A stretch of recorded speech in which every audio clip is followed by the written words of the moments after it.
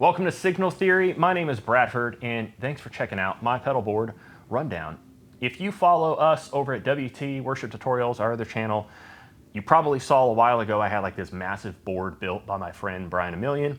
It is a great board, but it requires me to be very intentional with my programming. And if I am not, I have to haul a massive rig that just is being very underutilized. And for a spit of time, it just was not possible in my life to utilize something like that and program it to its potential. And I got the H90 and the Bigsky MX, and I wanted to put them on a board and try them out and see how I could implement them to that bigger rig. So this board started out as a Novo 18, which is like a PT Junior. It started as a Novo 18 with like Bigsky, H90, the two TONEX ones, Protein, little volume pedal, probably the Gravitas because that's like a staple for me. And the Cali FET hadn't been released yet, so it was a Jackson Audio Bloom. My big board, I have the Cali 76 Compact Deluxe and love it. This to me sounds just as good, just about the same. Haven't shot them out side by side, but you know, memory serves and they feel like they're pretty similar. And so that was kind of like the gist. And the whole point was it was a nice small compact board that I could take with me when I was playing like at one of our mobile campuses, for example, and had a setup. I play for my church pretty regularly, by the way, if you are from this channel and you did not know that. Also, if you're here, please consider subscribing, actually, before we go any further. That would be wonderful of you to do. Helps us out a ton, lets us know that people love watching what we're putting out. If you got a comment, you got some questions throughout this video, please don't be afraid to put a comment. We always try to get to stuff.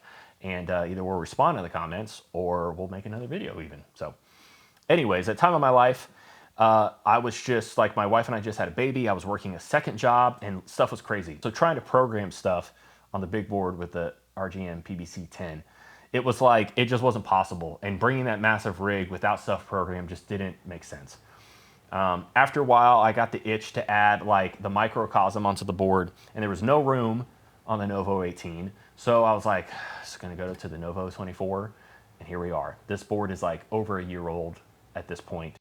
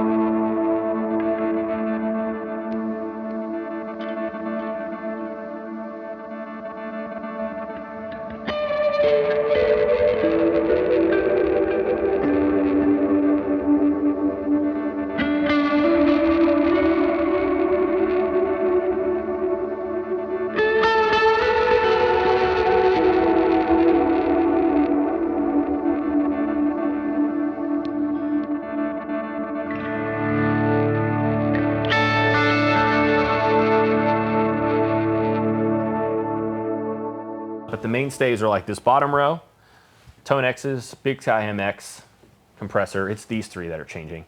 The Mood Mark II has been pretty, has stayed around for the most part as well. Sometimes I'll pull out stuff from this area and I'll put like the microcosm there if I'm just feeling funny, whatever. But I use the Mood and the microcosm pretty similarly. This board was a ton of fun. I love pedals. We make presets for a lot of the modelers that are out there, a lot of the all-in-one units, and I often get asked, like, some people seem to be a little bothered by the fact that I don't use my own products. Well, a couple things. First off, I do. Get to that in a second, TONEX. But second off, I spend so much of my time at home in my studio working on those presets that I like being somewhere different. I like using something different when I play live. And I would say that it helps me to get more out of those modelers because I hear things with this board that I may not hear initially out of the Helix or the FM9 or the Quad Cortex. And I'm thinking, how can I make that happen? And so it allows me to get more in there. My business partner, Browne, part of the channel, like it's our channel, he is more of a proponent for modelers and uses a pedal board every once in a while. So we're kind of like inverse. And it helps because we're informing one another and we think that we're making better products because of that too. So there's that.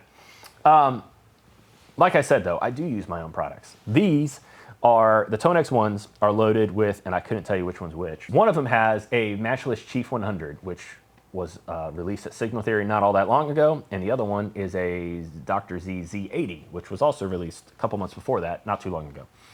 The Chief 100 is a 100 watt Chieftain, and it sounds so good. And you'll hear it here just in a second.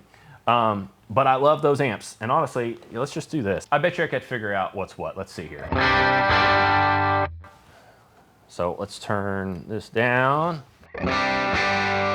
I'm willing to bet this is the Z80. It's a little thinner. Turn this back up.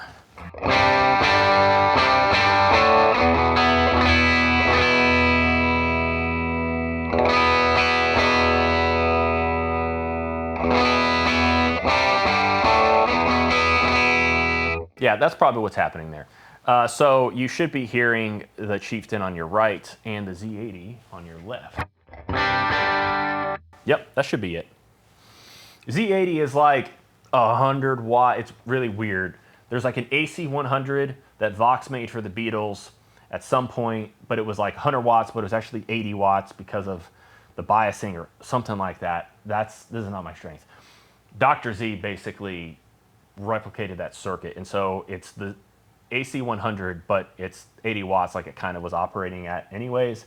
It is like an AC 30, but like beefier and more depth, and a lot of times AC 30s are really mid-forward, right? Especially depending on the speaker, not really much low end or highs. It's like the Tube Screamer of amps almost in some ways, and some people don't like that. This is a big, fat, beefy AC 30, love it. The Chief 100 has so much headroom also, and I've been enjoying this combo a lot.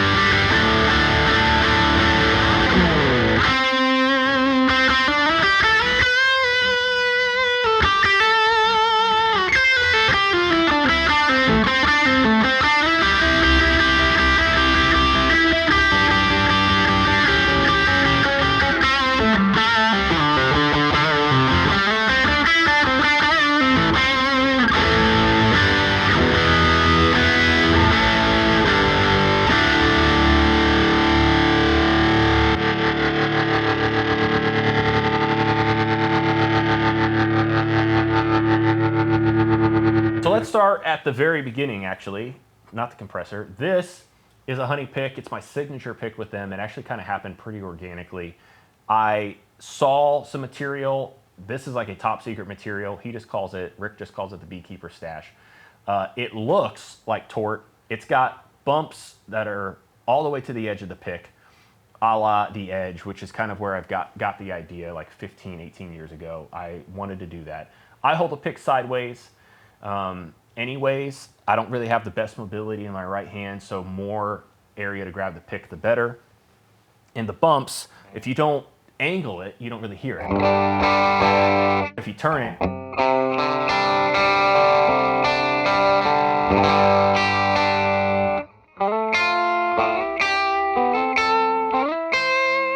and if you actually add some oomph behind it, it rips across the strings a bit more. It does pull the coating off of elixirs, but you know, I'm used to that because I've always used bumps on my picks. Love these, get them at Honey. They are a little expensive, yes, but Rick and his brother Andrew have a lot of hands on these picks. It's a very different thing. They're not injected, they're cut, they're hand buffed, all that, and I love them. This is a Murphy Lab, and this video is really more of like what I've been using lately kind of thing, okay? And this board is also that, so we'll get there. If you're wanting to just get to the board, there's timestamps, and I get that. I do that a lot on rig rundowns that Premier Guitar posts. Like, I want to get to the pedal board first. This is a Gibson Murphy Lab 59 spec 335, and it's got not a massive neck, but it's pretty chunky. It feels like, I think they call it like the medium C, maybe. I don't know, it feels more like a D to me, but I've only recently started paying attention to that. I just would grab a guitar, and if I liked it, I played it. And if I didn't like the neck, oh, it feels too thin. That's what I said. It has throwback SLE 100s, 101s. I'm sorry, I don't remember this R. This is not officially my guitar yet. This is a friend of mine. This belongs to a friend of mine. And he upgraded. Can you believe it? There are better guitars than this. And he went, it's either 345 or 355. And he was like, hey, I know you've been looking at one of these. Would you like to borrow mine for a bit and see if you want to buy it? I played it that night, and I was like, yes. However, it's a lot of money. And I'm figuring it out. We got some ideas. I have 2 guitars I want to sell, if you're interested. Duesenberg Star Player TV, the Mike Campbell, the blue one with the stripe. And I also have like a vintage select Gretsch Duo Jet. Both are great guitars, but I want this more. So, SLE 100s or throwbacks, incredible sounding pickups. They are a lot of money, but they're very good. So, from there, we're going into this Cali 76 FET.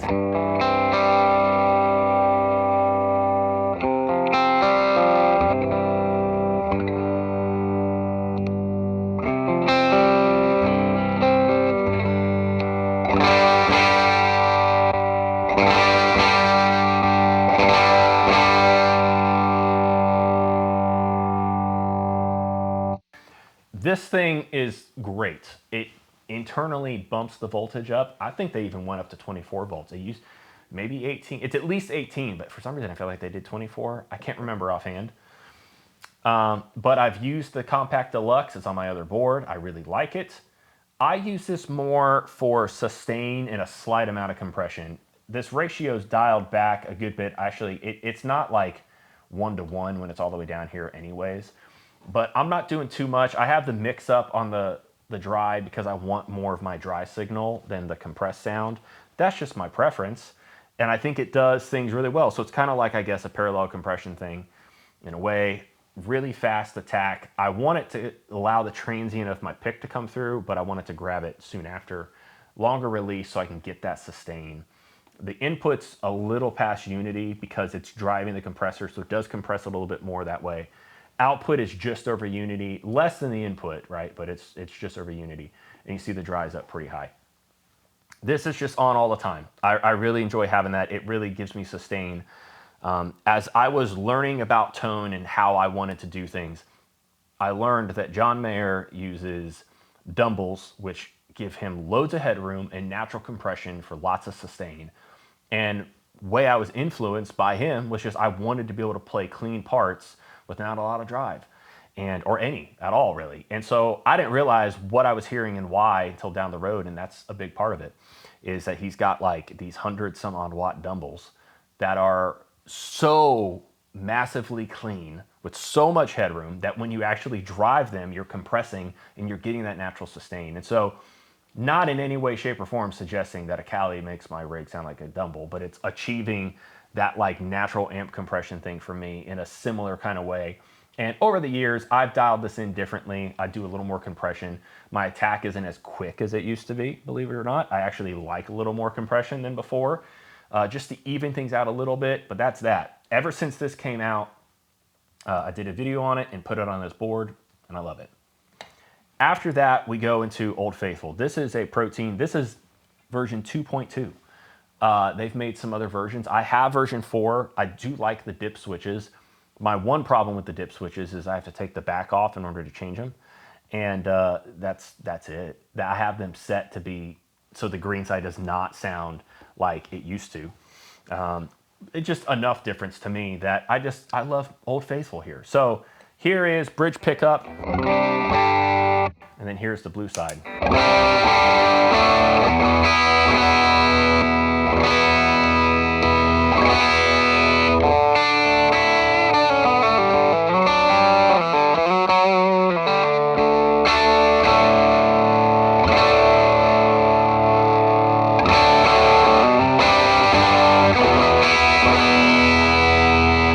On the neck pickup.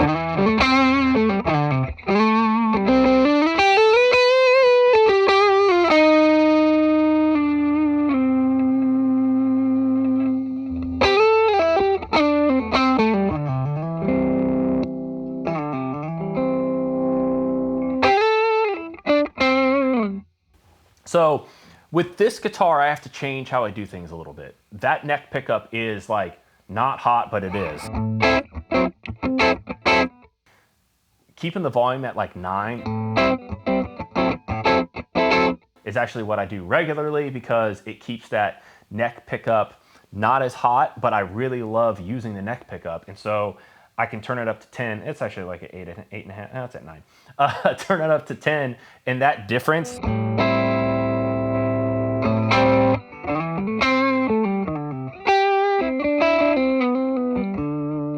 I love it. This wiring, these pickups, very good.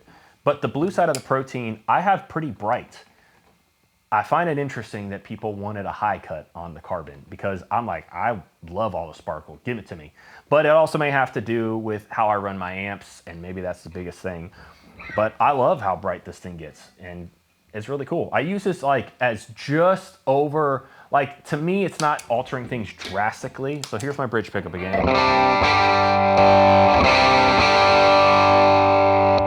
Like, depending on my mood, I may keep this at just over unity, sometimes a bigger push than that.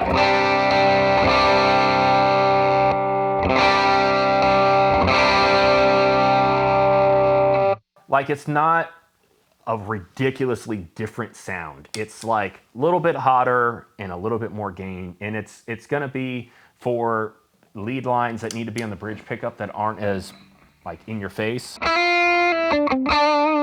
Because like it's gonna compress things, but it's not like altering the tone too much to me. All right, green side. I've heard people say they don't like the green side of the Protein. I would agree if you are trying to go put gain past 12. I think at, nowhere near there, but like just over 9 o'clock, between 9 and 11 o'clock, sweet spot. This thing, the drive, it's good. It's thicker, it's a little more saturated. I'm not a tube screamer fella when it comes to like typically playing in church. That's typically what I do. And I'm not much of a tube screamer fella in that regard. So this is kind of like the way it saturates and compresses is in the same ballpark as a TS variant to me. And that's not why I like it, but that's kind of like the spot that it takes. I played a Protein for so long before I realized, and I guess it makes sense, but that green side pushes into the blue. And so I like how it does that and how it interacts when you stack them both. And I could regularly play with just this as my only drive. Having the case study Aspen, and this is the germanium version, we'll get to that. But that's not something I always feel the need to do. But here's bass tone and then green side.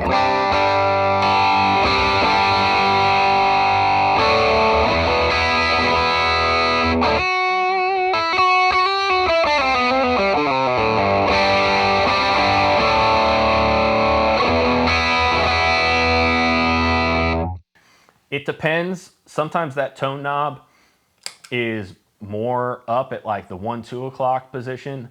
But I mean, with these pickups and these amps, I got it at like 9:30, it's like 10:30-ish. And I really like how that sounds. You keep the drive down and it sounds really good. And then if you stack them together, let me put some sauce on it. We'll come back to the sauce because we're gonna get to like the Eventide, the H90 and the Strymon, but let's put some sauce on it.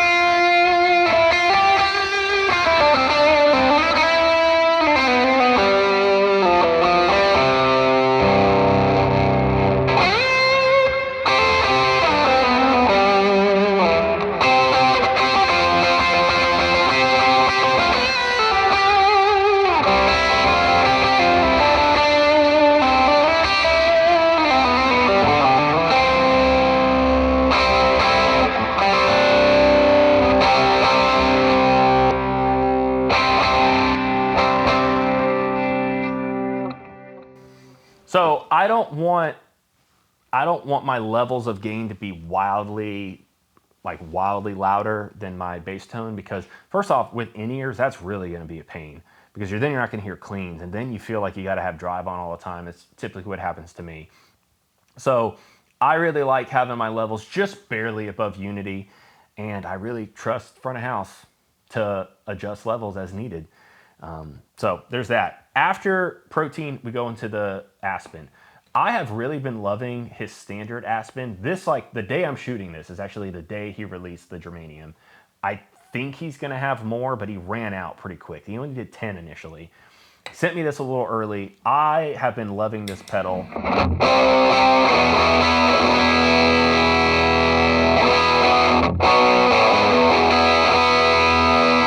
It is like my hard clipping option, and by that I typically mean like distortion.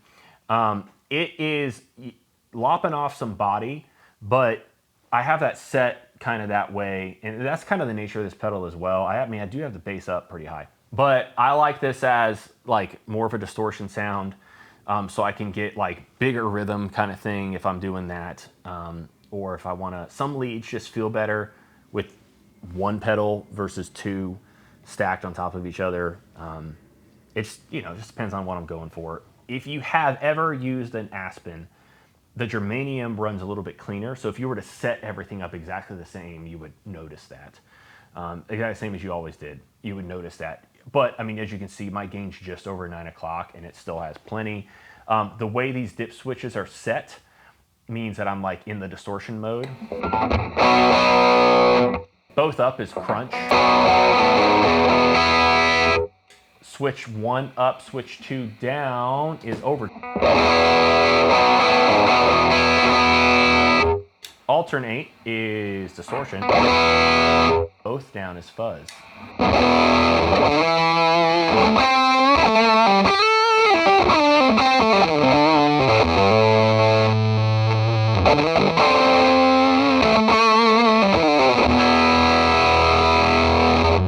So this pedal to me is pretty bright, and I think the reason why is because if you want to use the fuzz, like I would have to alter the EQ on this pedal to be able to get the fuzz to cut more. So mix with your ears, not with your eyes, you'll be good. This spot, I regularly am swapping out drives. Regularly we'll use the 1981 DRV, the prototype. It's a little bit cleaner. I find it really high gain. That may not surprise you. Like I'm not like into super high gain things. This is dirty, but this is the Cornerstone Antique. I think he called it V2, but it could be V3. I don't remember. Also by Cornerstone, this makes it in there, the Nero Fuzz. This is really fun. It started as like a defective Gladio circuit, and he kind of made a pedal out of it. Sounds really good. This is the Vemuram Butter Machine, the Landau distortion. It's like a SD9, a very unique sounding drive. And if you don't love it, it makes sense because it's very particular. If you're not using certain types of amps sometimes, and I don't remember because I don't always use it. I bought it and it's fun to mess with, but like that's like my drive section, and that stuff kind of goes in and out. Never really stack 3 of anything. Sometimes if I have a katana on the board, maybe the katana will go on with both sides of the protein. Typically no more than 2 for sure. I don't often stack anything with the Aspen because that's kind of the point of that thing. But if I do, honestly, I think if you use the blue side of the protein, it gets too bright because I like that to be bright on its own. And it's pushing this because the germanium is last. So I do like using the green side, which is an ODR1 variant, by the way.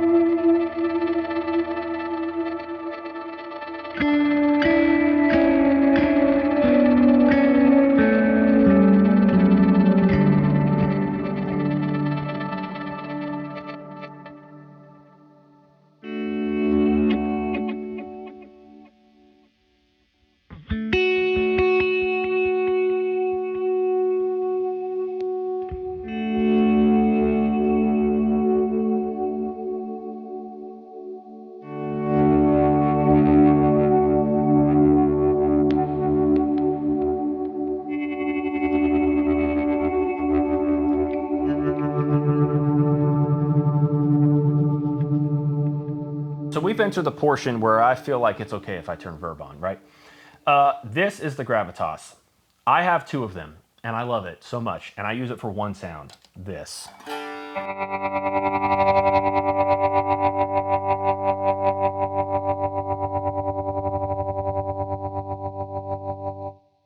It is a ramping trem sound, and I adore it. And it has been so inspirational to me, and I cannot imagine playing without one of these.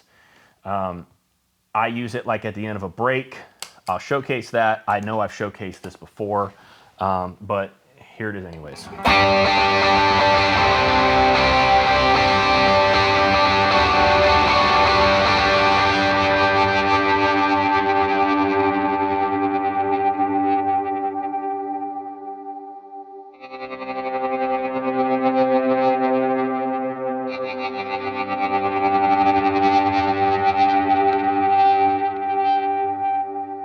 So that's kind of how I use it. I'll use it for volume swells too. Like if I'm just swelling and I've been doing it for a while, I'll just turn it on in the middle.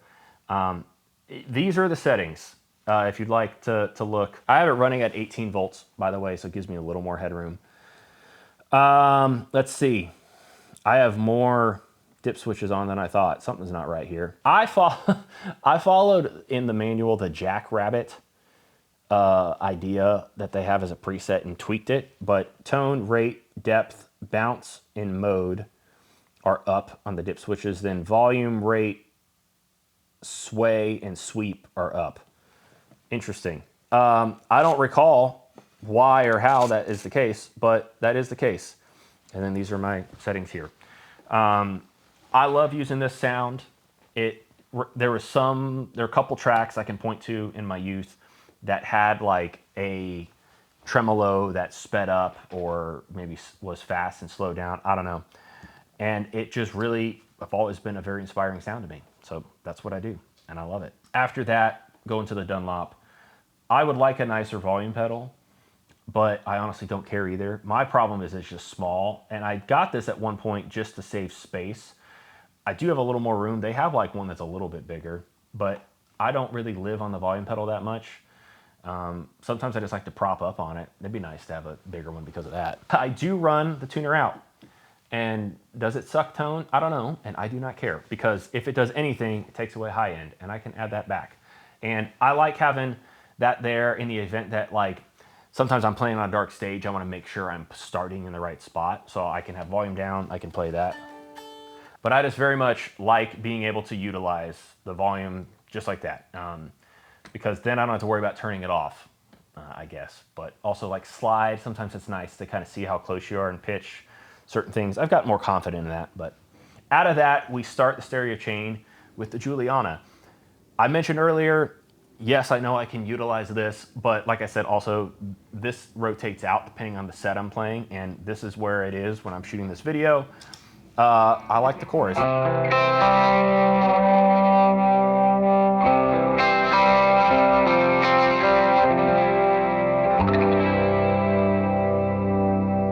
With like a bigger verb.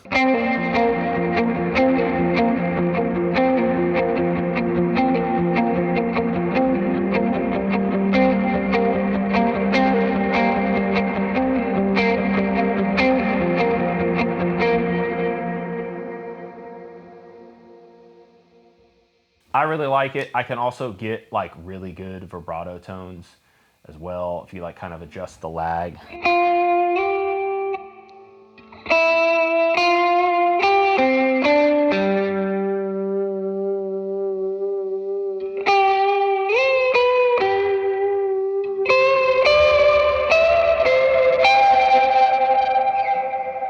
I just really like how that sounds, so that's what I use. The mood, probably one I get asked about as much as the Gravitas. The Gravitas, people always want to know how I set the ramping trem, and which I get because it took me a while. And then the mood, because it's so quirky. I use it a couple ways. Maybe to some people it's underutilizing it, but I either use both sides or I'll use just the left. The left side is set into slip mode, and the right side is set to tape. And I forget how this is set, what this means exactly, but basically I have, this like dictates how these two sides interact with one another. I have it set so if I have the right side on, the left side only affects the right side. So I can play on top of it. Otherwise, it gets really messy if the left side affects both the recorded, the loop side or whatever, and your dry signal. It gets kind of crazy. But if I have just the left side on, I can utilize it. And it's a cool texture. This is just that pedal on.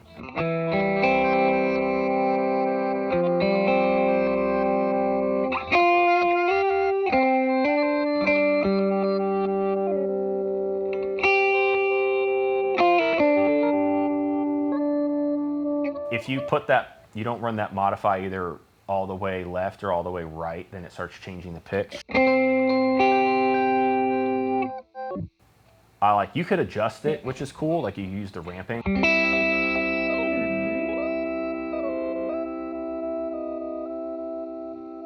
But with like big delay and verb, for example, it really adds a cool texture.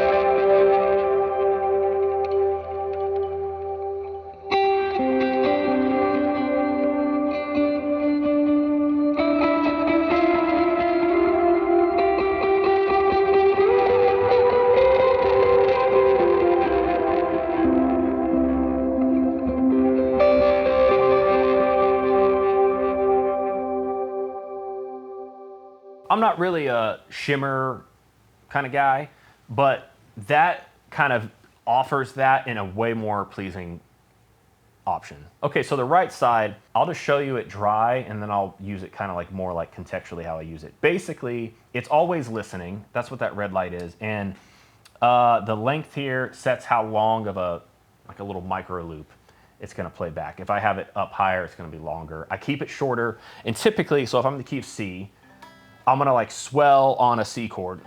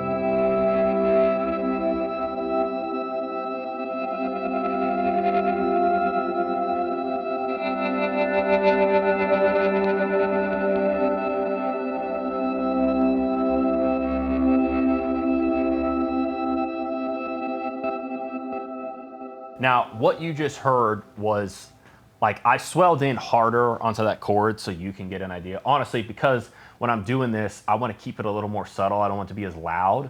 If I don't do it in like a louder part of the song, I'm gonna play softer, so it's not gonna be that like that. I'm riding that mix pretty regularly, depending on like the amps, for example. If the guitar's hotter and it's pushing the amps harder, then that's gonna sound louder, so I bring it down. But I'll do more.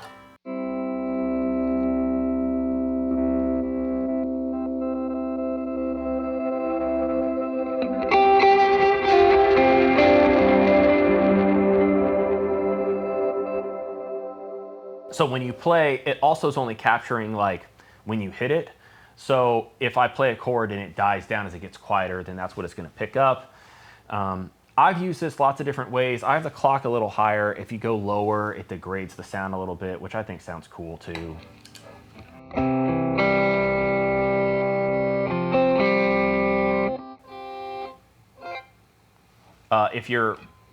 If you have like the sound, like the repeats are still going, it's gonna like speed up, so it'll change the pitch. The higher the clock, the more pristine it is, the shorter you have option-wise because of that. And so I have it kind of like, kind of middle ground, because I like it pretty clean, but the texture it gets from not being 100% like perfect and clean is great. It's kind of weird, because if you let this like swell die down too much, then it's a really soft little loop. And you can't tell that. And if I'm playing, I'm not going to do it again. And so I've had to learn how to finesse it.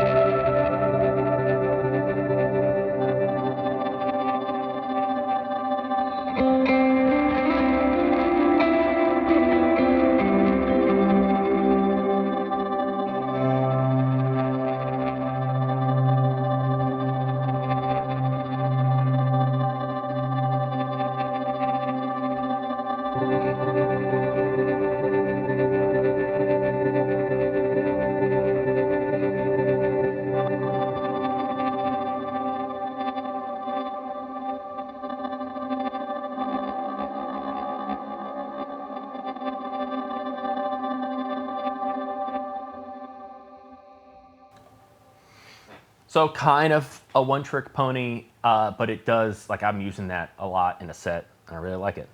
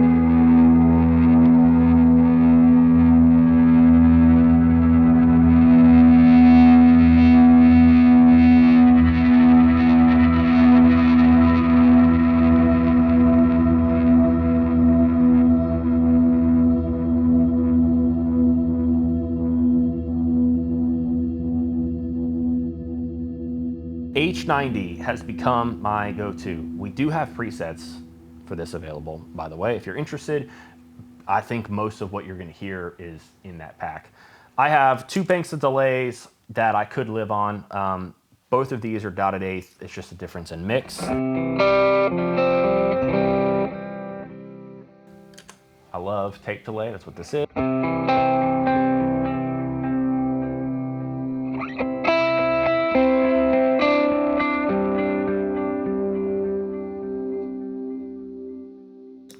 This is 2 dual delays. The right is quarter and dotted eighth.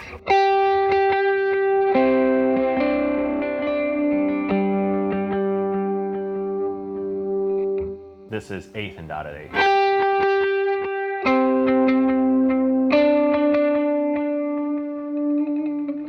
Love that. And that's pretty much where I'll stay a lot of the times. But like in this instance, like, so this has got some vibrato, which, yes, I could use this, but this is my goal, is to use this as much as possible. And then like the second part of the song, this song, I wanted an octave. So in context,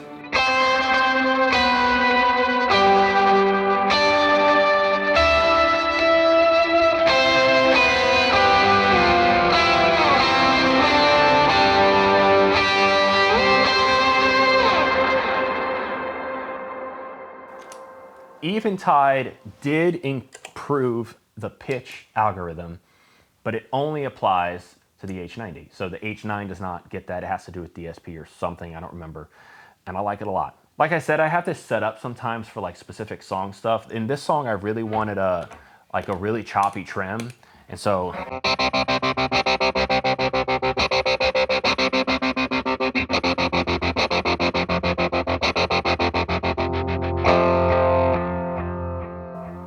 it's got delay as well. This is like, in this song, I needed an eighth and dotted eighth, so this is an eighth. This song called for vibrato, but I use vibrato.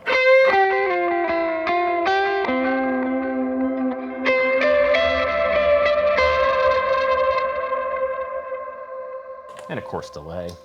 Just about every program has a delay in it, and one other thing. Here are some of the ones, if you want to hear more of the stuff that like we made, you can check out the preset demo for it. Here's one that I love using, those drones.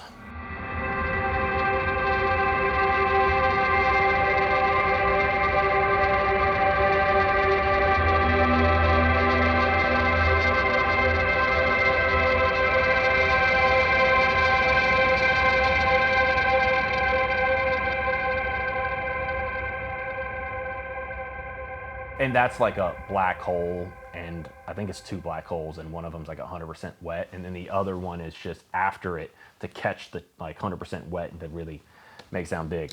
Yeah, a trem verb, because I love trem and I love verb.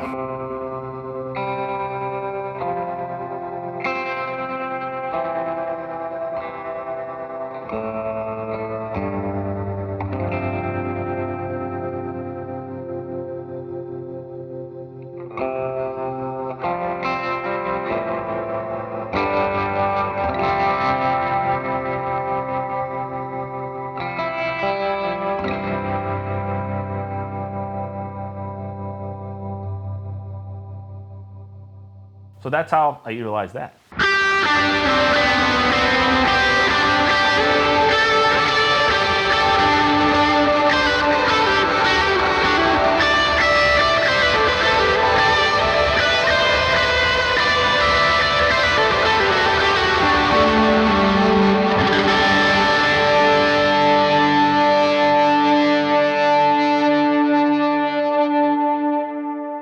All right, so next is the Strymon Bigsky MX. I tend to live right here on Hall 2, Hall 3, and really Cloud 1. Cloud 1, funny enough to me, the mix is lower and it's thinner and wispier, so sometimes it feels smaller than Cloud 3 or Hall 3. But I love how the Bigsky MX sounds. I did a full video on that. If you would like to check that out, we can link it. But I get asked, like, is the MX worth it from the Bigsky? I don't know how to answer that, to be honest, because it does sound familiar. It does sound similar. But the quality is like just upped. It's like going from 1080p to 4K. And I do enjoy that. I don't regularly stack verbs. I really could and should if I just program some stuff. That's a plus to it. The whole video that we did on the channel, I walked through all of that. I typically stay here. They rebuilt a handful of their algorithms from the ground up. I very much like how they sound. I like the layout a little bit better. I appreciate the screen a little bit more. When I use my other Bigsky on my big board, I do notice something's missing. There's not like, it's not as hi-fi as this, but I only notice it initially and then I actually forget. Like, I don't think about it. So for what it's worth, I think it's great. I think if you got the ability to upgrade, absolutely, it's great. I don't think you're like missing out drastically though if you don't have it and you have a regular Bigsky. So here is my cloud sound, and I'm just gonna pick some stuff. I'm not like the biggest, I don't want to use cloud for everything. It's a certain type of thing. And I enjoyed this sound a lot, but it's not, I think a lot of people love the Bigsky for the cloud, and I do think it's good, but I just really enjoy the Hall and the plate.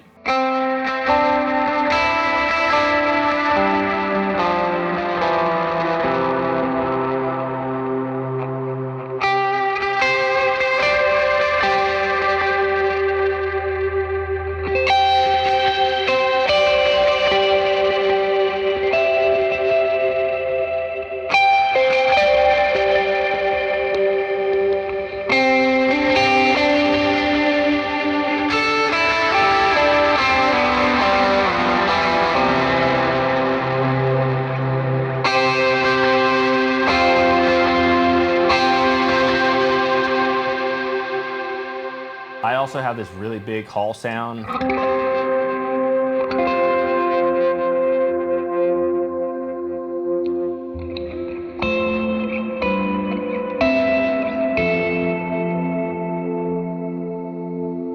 It's denser than the cloud, and so it's really meant for cleans. Like for me, I would play cleans more with it because if you add drive to it, it starts kind of getting unruly. I love plates, and they have included like an option to load IRs of verbs. That's a whole nother discussion, by the way. If you're like, wait a minute, I thought IRs were for speaker cabs.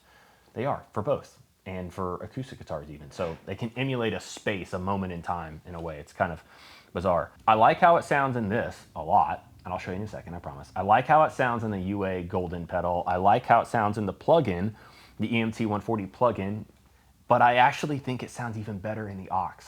I can't explain it. Like, it's really bizarre. I really love how the EMT 140 sounds in the aux, like far and away above anything else.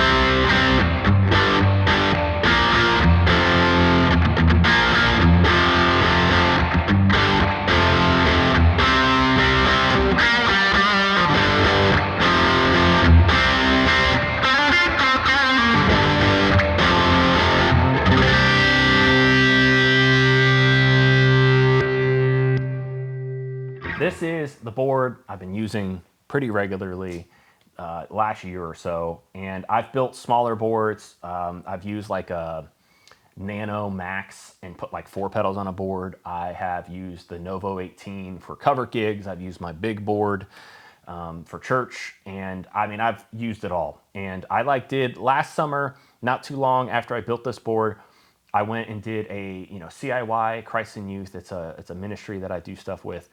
And I was there for 2 weeks, and I played sessions in the morning and sessions at night. And I brought amps, and I brought my big board, and I programmed it. And that served that role very well, because it kind of needed to. Because like, when we were students, the first couple songs, we're having fun, we're running around, we're trying to get them engaged and have fun with them and stuff. But then I got to come back, and often I was the only electric player, and we'd had a bit where we didn't even have a keys player. So having programmed stuff made my life way easier then, and taking this board would have probably been very frustrating for that kind of thing. So they all serve their purpose. Reminder, out of the big sky goes to TONEX, and I'm using the Pinstripe DISO. Absolutely love that. Can't play with the TONEXs for sure without it. Please subscribe over at Worship Tutorials as well. If you play at church on Sundays, or even if you don't and you just want to support us, that'd be great. But if you play at church on Sundays and you need help learning songs, we do playthroughs where we play all of the guitar parts into like one part. So if you're having trouble figuring that out, or we also teach a lot of those songs as well. So if you're trying to learn how to play a certain riff, we sell patches here, presets, captures here, some at Worship Tutorials, more specifically like the song patches are over there. But that's it. This is a lot of fun. If you got questions, let me know. I do want to dive into like the Gravitas a bit more at some point. I do want to talk about how I utilize like these fun, quirky pedals, like the Mood and other stuff. I just got a Lost and Found from Chase Bliss. That's a lot of fun. I don't think it'll go here. Maybe it'll go here actually, so I can experiment. Because Lost and Found, as far as I know, doesn't do any freeze and hold like this. But I just got it today. So anyways, thank you so much for watching. If you enjoy this, please let us know. And we'll see you next time in the next one. Thanks.